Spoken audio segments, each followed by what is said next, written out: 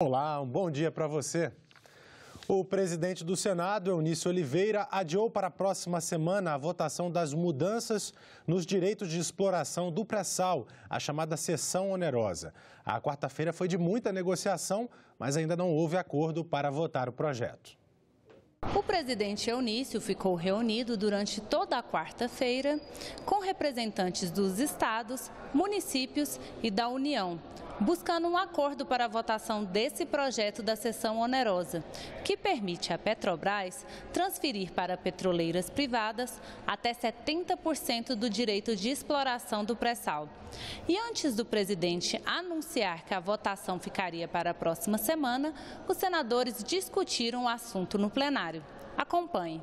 Não podemos simplesmente fazer a cessão de um bem nacional, que é a riqueza do nosso subsolo, sem que isso seja repartido, tem um diálogo com municípios e estados. As questões dos investimentos em saúde, em educação, em infraestrutura de gás, etc., não há uma solução apresentada. E o próprio Tribunal de Contas recomenda que nós tenhamos informações adicionais para ter uma solução. O texto que nós temos aqui na nossa mão, ele não é suficiente para resolver esses imbróglios, nem tampouco, eu diria, esse conflito com o teto de gasto, esse conflito, inclusive, com a forma mais ajustada para que o repasse se processe. Esse PLC 78 é criminoso.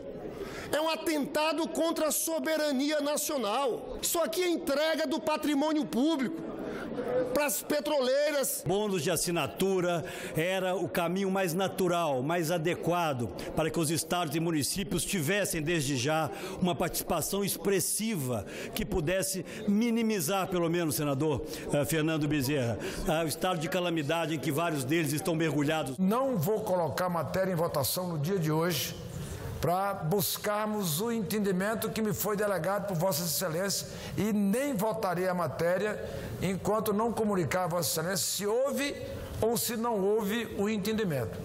Me perdoe os que discordam, mas esse é o meu estilo, né? Esse é o meu estilo de fazer sempre a transparência dessa casa e com esse plenário. E nesta quarta-feira, os senadores aprovaram um projeto para exigir que os guias de turismo que trabalham com carro próprio registrem o veículo no cadastro dos prestadores de serviços turísticos, o Cadastur.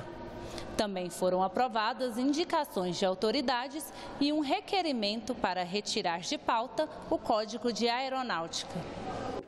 Hoje temos a participação do nosso comentarista de assuntos internacionais, Marcos Magalhães, e o assunto hoje vai ser a Argentina, não é mesmo, Marcos? Bom dia. Sim, bom dia, Thiago, bom dia a você. Pois é, o nosso tema hoje é o nosso principal parceiro no Mercosul. Depois da eleição de Jair Bolsonaro, houve muitos sinais de que as relações com Buenos Aires não estão mais no centro das atenções do novo governo. Primeiro, tivemos o anúncio pela equipe do presidente eleito de que a primeira viagem ao exterior de Bolsonaro vai ser ao Chile e não à Argentina, como tem sido o costume. Depois, o futuro ministro da Economia, Paulo Guedes, disse que o Mercosul, que é composto por Argentina, Brasil, Paraguai e Uruguai, não é a sua prioridade. Guedes é mais ligado ao exemplo do Chile, o país onde viveu nos anos 80.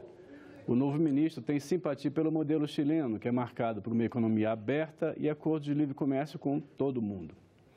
Pois nesta semana aconteceu uma espécie de contraofensiva. Em uma reunião da Comissão Parlamentar Mista Brasil-Argentina, senadores e deputados de vários partidos ressaltaram a importância das relações entre os dois países e do próprio Mercosul. A começar pelo presidente da Comissão de Relações Exteriores, Fernando Collor. Ele disse que não via como a política externa poderia prescindir do Mercosul e das boas relações com a Argentina. A senadora Ana Amélia, que apoiou a eleição de Bolsonaro, lembrou que foi ela que apresentou requerimento para a reativação da comissão bilateral. Depois, dois senadores do PT saíram em defesa da prioridade das relações com a Argentina. Primeiro foi o senador Humberto Costa, que integra o parlamento do Mercosul. E depois o senador Jorge Viana, para quem a aproximação com o Chile não pode ofuscar a experiência do Mercosul. E um fato histórico ainda, Thiago, foi lembrado durante a reunião. Sim, eles lembraram do início da aproximação entre Brasil e Argentina. Pois é, completa 30 anos nesta semana o acordo firmado pelos ex-presidentes José Sarney e Raul Alfonsin de integração, cooperação e desenvolvimento. Como lembrou na reunião o embaixador da Argentina, Carlos Magarinhos, foi o acordo que abriu caminho para um novo patamar, como ele disse, nas relações bilaterais. 3 anos depois, foi firmado o Tratado de Assunção, que criou o Mercosul. Em tempo de redefinição da política externa brasileira, essa reunião mostrou que existe um consenso entre diferentes partidos em relação à importância das relações com a Argentina. Ok. Muito obrigado pelas essas informações aí do nosso contexto aqui regional, Sim. Nossos vizinhos. Sim. E na próxima semana voltamos com outras informações internacionais. Muito obrigado. Representantes dos setores de educação e cultura debateram nesta quarta-feira a medida provisória que cria a Agência Brasileira de Museus. A matéria foi editada pelo Executivo dias após o incêndio que destruiu o Museu Nacional em setembro deste ano. De acordo com o texto, a nova agência substituiria o Instituto Brasileiro de Museus, o IBRAM, na gestão de 30 instituições históricas. A proposta foi criticada pelos participantes da audiência pública. Precisamos fortalecer o IBRAM, não extingui-lo. Tá? Nós, servidores e trabalhadores do IBRAM e seus museus, nós do campo museal brasileiro, defendemos a permanência do IBRAM. O IBRAM não surgiu, senhoras e senhores, de uma vontade e de uma caneta dentro de um gabinete. O IBRAM surgiu da pujança e determinação de um setor que nunca tinha sido considerado prioridade no governo federal e também no Ministério da Cultura. Foi dia 2 de setembro que ocorreu a tragédia no Museu Nacional e dia 10 de setembro, onde foi apresentada ou publicada essa medida. E por mais bem intencionado que ela tenha sido, não foi bom. O timing não foi bom. Um timing onde você não sabe bem para onde vai, não sabe exatamente o que perdeu, não sabe exatamente o que você vai fazer com todos os seus colegas e ainda vem uma medida profunda. Os especialistas também discutiram sobre o modelo de gerenciamento dos museus. Hoje, parte das instituições estão sob a coordenação do ensino superior e servem como espaços de pesquisa. O museu sempre trabalha com a perspectiva da conservação, da preservação do patrimônio, mas também da pesquisa e comunicação desse patrimônio, né? E não há melhor lugar do que a universidade, né, para atuar nessa dimensão de pesquisa, né? E o Brasil tem historicamente constituído museus universitários muito importantes. Hoje o diretor não pode assinar um convênio, o diretor não tem como fazer as contratações que são importantes e às vezes até emergenciais para a instituição. Então a gente sempre discute nesse ponto, mais autonomia dentro da estrutura universitária e mais ligado à reitoria. Para que continue em vigor, a medida provisória precisa ser votada até o dia 20 de fevereiro de 2019. A Comissão de Assuntos Sociais recebeu representantes da Agência Nacional de Saúde Suplementar para discutir a proposta de cálculo do reajuste dos planos de saúde. A diretoria colegiada da ANS vai decidir sobre o tema em dezembro. A nova proposta entra em vigor em 2019. Os cidadãos ainda podem participar com críticas ou sugestões. Segundo os representantes da agência, os valores cobrados pelos planos não podem ser reajustados tão somente pela inflação, em razão das características dos serviços de saúde, como frequência e variação de consultas, exames, internações e outros procedimentos. Para a ANS, o novo método é mais justo e transparente, porque aplica índices diferentes para as despesas diferentes. A correção da despesa não assistencial, aquela referente a gastos com administração, encargos, pessoal, não passa mais a ser corrigida integralmente pelas despesas assistenciais, e sim para o índice de preços específico, trazendo na nossa visão mais clareza, mais transparência e justeza na forma de reajuste. A senadora Marta Suplicy questionou a ocorrência de um tipo de abuso, a quantidade excessiva de exames solicitados ao paciente. Você vai no médico e ele te pede 1 zilhão de exames, que mesmo não sendo médico, alguns exames você percebe que não são necessários, mas que eles pedem. Mas esses exames que eles pedem vão somar depois no preço que o senhor mencionou. Como é que faz para que esses médicos parem de pedir tanto exame? Porque Porque se vocês querem baixar o preço, a primeira coisa é controlar a frequência que o médico pede de exames. Essa percepção, ela tem que ser muito mais